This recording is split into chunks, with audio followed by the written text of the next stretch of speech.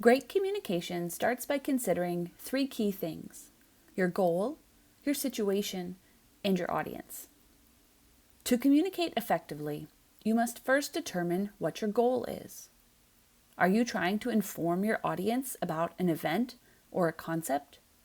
Persuade them of an argument? Get them to change behavior or vote a certain way? Your message will also be influenced by the situation you're working in.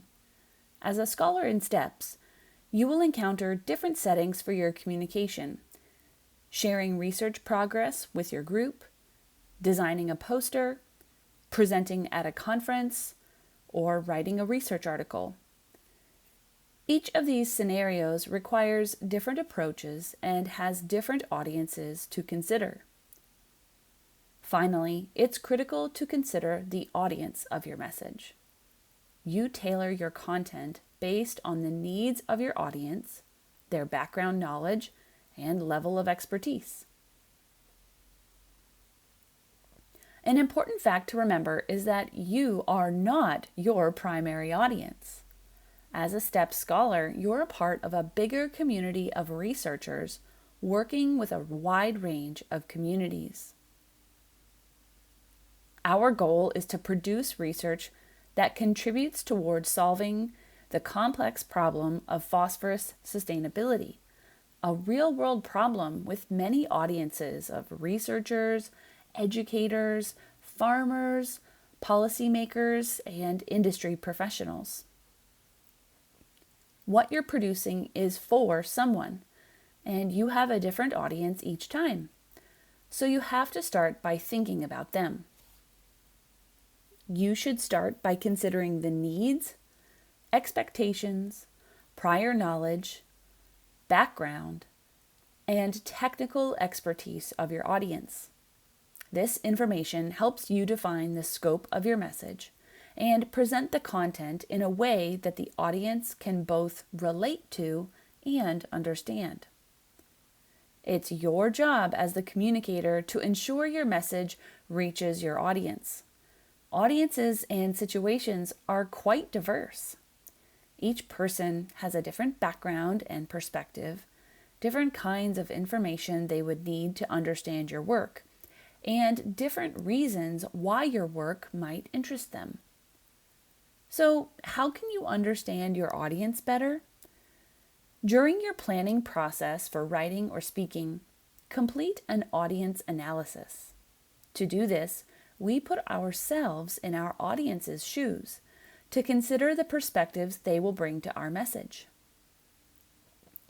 To illustrate how this works, we'll use an example of STEPS Extension faculty and scholars in Florida.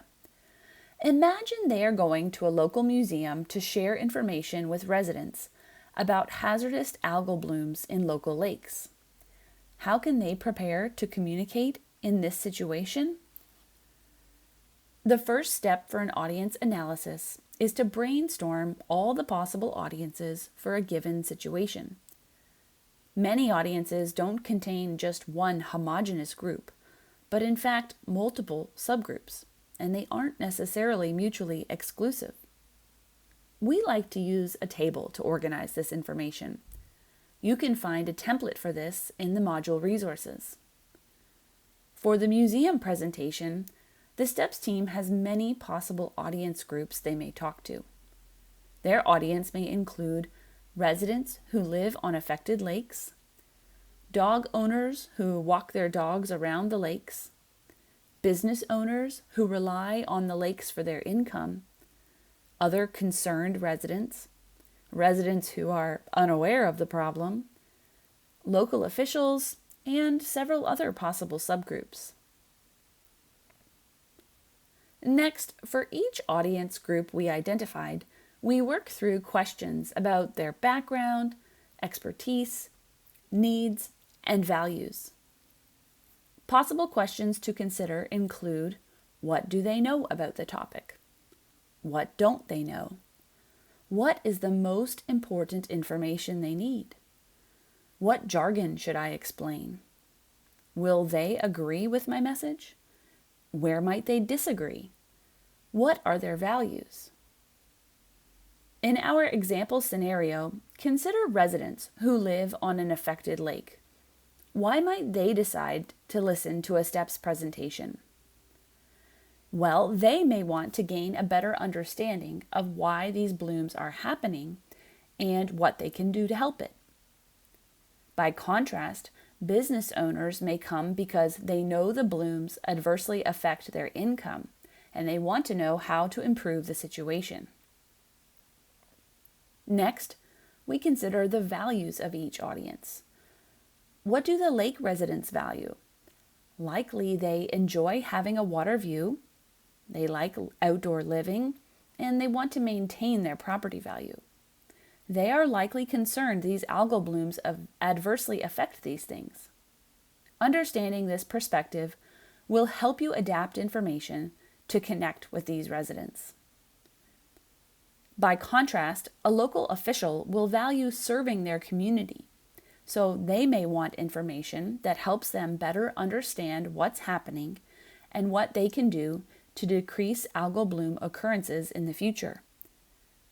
Continue your audience analysis by answering the remaining questions about each audience subgroup. In summary, a thorough audience analysis ensures you deliver the right content in the right manner for your target audience.